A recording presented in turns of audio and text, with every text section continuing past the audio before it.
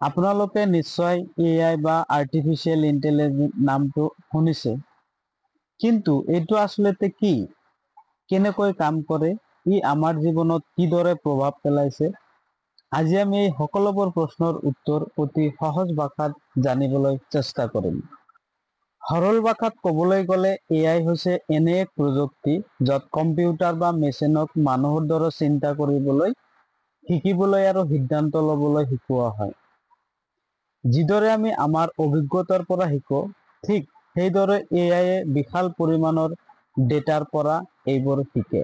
ধৰি লওক আপুনি আপোনাৰ ফোনত গুগল এছিষ্টেণ্ট বা এলেক্সা ব্যৱহাৰ কৰে।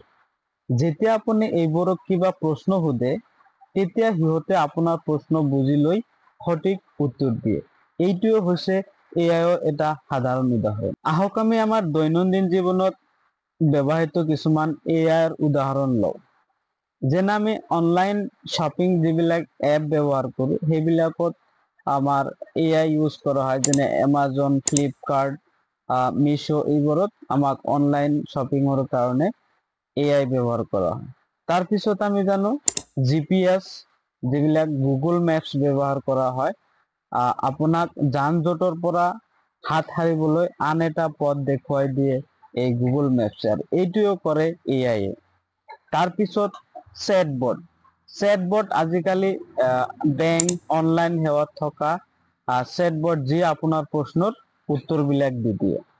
তাৰপিছত আৰু কিছুমান ছফ্টৱেৰ যেনে অলা, উবেৰ, এইবোৰক গন্তব্য স্থানলৈ যাবলৈ গাড়ী আৰু চালক বিচাৰি দিয়ে কোনে, এই এআইয়ে দিয়ে। কিছুমানে ভাবে যে এআইয়ে মানুহৰ চাকৰি কাঢ়ি ল'ব, কিন্তু এয়া সম্পূৰ্ণ সত্য নহয়। এআইয়ে কেৱল আমাৰ কাম কাজসমূহ সহজ কৰি তুলিব। চিকিৎসকক ৰোগ নিৰ্ণয় কৰাত সহায় কৰিব, খেতিয়কক খেতি ভাল কৰাত সহায় কৰিব, আৰু শিক্ষকে শিক্ষাৰ ক্ষেত্ৰত সহায় কৰিব। এআই হৈছে ভৱিষ্যতৰ এক গুৰুত্বপূৰ্ণ প্ৰযুক্তি, যি আমাৰ জীৱনৰ প্ৰতিটো ক্ষেত্ৰতে এক নতুন দিগন্তৰ সূচনা কৰিব। আশা কৰোঁ আপোনালোকে এআই কি, কেনেকৈ কাম কৰে আৰু ইয়াৰ প্ৰকাৰবোৰৰ বিষয়ে কিছু ধাৰণা পালে।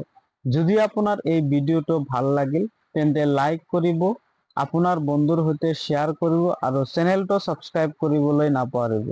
আপোনালোকে কি বিষয়ত ভিডিঅ' চাব বিচাৰে সেইটো কমেণ্টত জনাব। ধন্যবাদ।